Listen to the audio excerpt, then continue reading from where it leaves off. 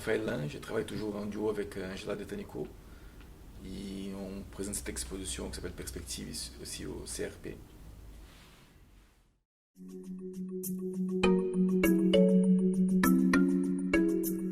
Donc, moi et Angela, on vient des endroits, même si on travaille dans l'art, tout aujourd'hui, on vient des endroits différents. Moi, j'étais à la base typographe, graphiste. Je travaillais de design graphique, notamment dans la typographie, qui c'est les dessins de lettres, dans la forme au mot. Et Angela, elle faisait des recherches en sémiologie et linguistique à l'université. Et au moment où on a commencé à travailler ensemble, c'était, on faisait des recherches un peu expérimentales, formelles, notamment sur la typographie, sur les textes, la forme des textes. Et petit à petit, nous sommes s'intéresser de plus en plus à l'art, notamment à l'art conceptuel, la poésie concrète aussi. Et l'opportunité est venue à travers une résidence au Palais de Tokyo, les pavillons. C'était une résidence qui a été ouverte en 2002, ouverte à plusieurs disciplines. Donc nous on a soumis un projet, proposition d'un projet de développement de typographie. Et c'est là où on a commencé à travailler plus dans l'art. On a rencontré Martina Boucayas, la galeriste avec qui on travaille. Et après 2003, on a commencé à travailler plus dans les domaines de l'art.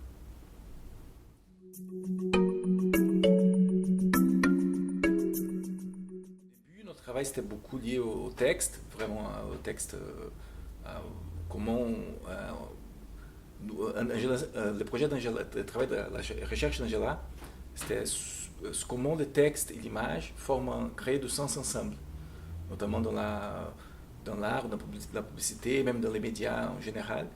Et moi, comme je travaille avec la typographie, c'était le dessin de lettres, de formes. On a commencé au début à essayer de créer des polices de caractère expérimentales, plus visuelles. Notamment, nos premiers projets, c'était Utopia, où on travaillait avec les projets architecturaux d'Oscar Niemeyer, les projets modernistes, par rapport les éléments, les réactions de la ville à toute l'idéologie, l'idée de moderniste, de la pureté, comment tout ça, comme ces éléments, c'était pas forcément une critique à l'architecture moderne, mais comment l'architecture, la ville qu'on vit aujourd'hui, c'est un mélange des éléments de plusieurs époques, des couches qui se superposent. Mais c'était encore une police de caractère, ça marchait sur un ordinateur, et même si on avait imprimé des affiches, fait des vidéos, on était encore on voudrait aller plus loin. Donc c'était comme ça qu'en 2003, on a créé le premier système d'écriture sculpturale qu'on a fait, c'était Pilia, c'est une pile littéralement, où on travaille avec des objets du monde, par exemple, ça peut être des boîtes, des cubes de sucre, ou de n'importe quel objet qui soit empilé, pour écrire des mots, des phrases dans un système très simple où la lettre A correspond à un objet, la lettre B à deux. Donc on a travaillé avec des briques, des objets qu'on trouvait pour faire les premières. Donc là on dépassait un peu la forme de la police caractère. Et ça c'était un peu, on a passé pour commencer à développer des systèmes pour créer des objets visuels qui sont à la fois des mots, et soit des sculptures ou des images. Donc la pièce qu'on montre ici, la perspective, c'est un peu la suite de Pilia. Donc on travaille avec, là c'est plus un ready-made, c'est un objet qu'on construit. On part d'un cube, c'était la première unité, un cube de 10 par 10 jusqu'à un de 10, Z, ce serait un 10 par 26. On utilise ça comme un système pour créer des mots, notamment ici la perspective qui donne le titre à l'expo aussi.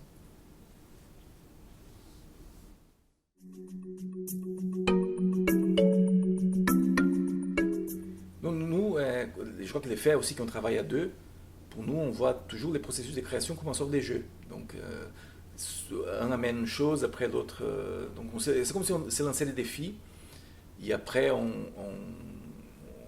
essayait de trouver des formes qui rentrent là-dedans. Par exemple, pour perspective, pour cette sculpture, on a créé ce système. On a pensé, ok, on part d'un cube, donc on dessine un système. Et après les défis, les jeux en tout cas, c'est de trouver des mots qui peuvent, peuvent donner une forme, qui est restée en trois dimensions. Par exemple, perspective, on commence avec l'épée, il y a le E, après si on fait le R, il faut qu'il y ait une lettre qui descende de l'autre côté pour que la sculpture marche en...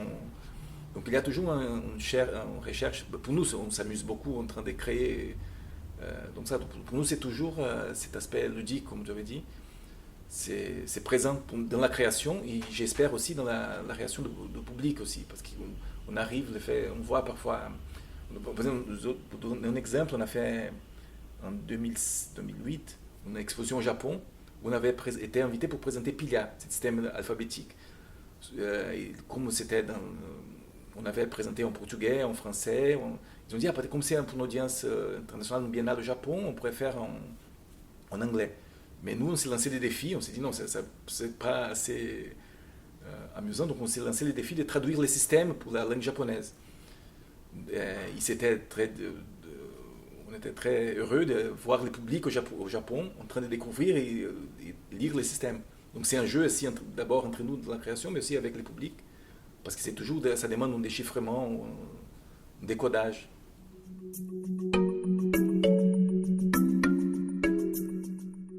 Notre travail, c'est là pour ça qu'on est très proche dans le processus de l'art conceptuel. Donc nous, c'est plutôt les outils qu'on utilise, c'est des outils encore du graphisme. On travaille avec les ordinateurs pour dessiner, mais après, c'est de la pièce développée par quelqu'un. La sculpture, par exemple, on envoie des projets.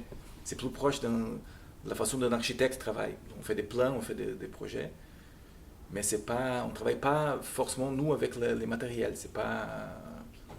C'est souvent des outils graphiques. Et après, normalement, la pièce est faite par quelqu'un d'autre. Et on a aussi cette particularité de travailler dans plusieurs contextes différents. Donc, on travaille ici en France, on travaille avec le Brésil, avec le Japon aussi. Donc, on fait souvent des pièces à distance. Donc, on fait des projets qu'on envoie et qui sont exécutés par... parfois, on ne connaît même pas la personne. Donc, ça passe par c'est un processus vraiment industriel à la fin. Dans ces côtés-là, c'est très éloigné du processus artistique traditionnel. Mais qu'on retrouve aussi dans l'art conceptuel, ou même dans les processus de l'art concret, le Bauhaus.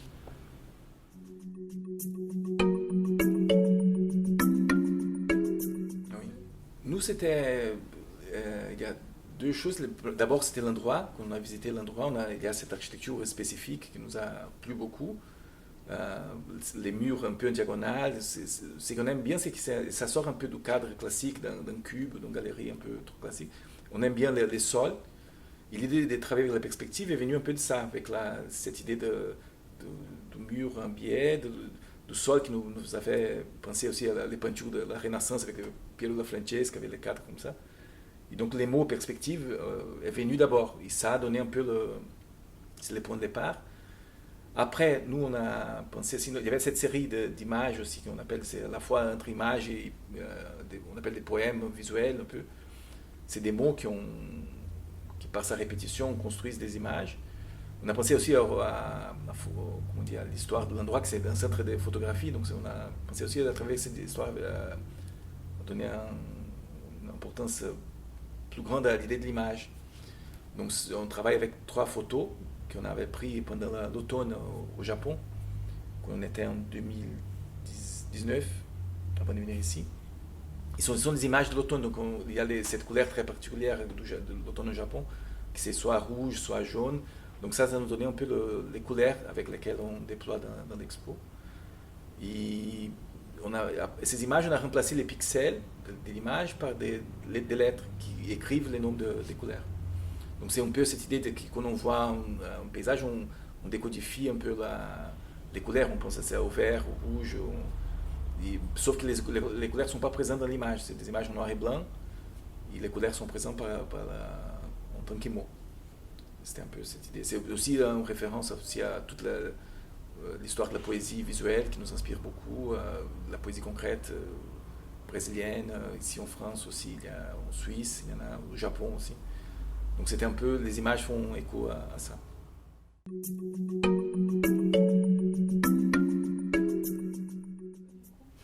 Non, c'est vraiment, il y a l'exposition ici au SRP, on vient d'ouvrir une exposition chez Martine à Bucaya. Il y a aussi présente une vidéo dans une biennale à Denver, aux États-Unis. Et il y a un biennale au Guatemala aussi qui est en train de... je crois qu'il y a encore... sinon pour l'année prochaine, on prépare une exposition au Brésil, qui était aussi censée être faite au même moment que celle du CRP, donc ça sera pour l'année prochaine. Et sinon, on travaille aussi sur des projets de performance aussi. Et aussi, il y a un projet qu'on travaille avec, c'est encore en train de se construire avec des scientifiques qui travaillent sur la mécanique quantique pour travailler sur la notion de la réversibilité. Donc ça, mais ça, c'est encore au tout début, donc on verra pour l'année prochaine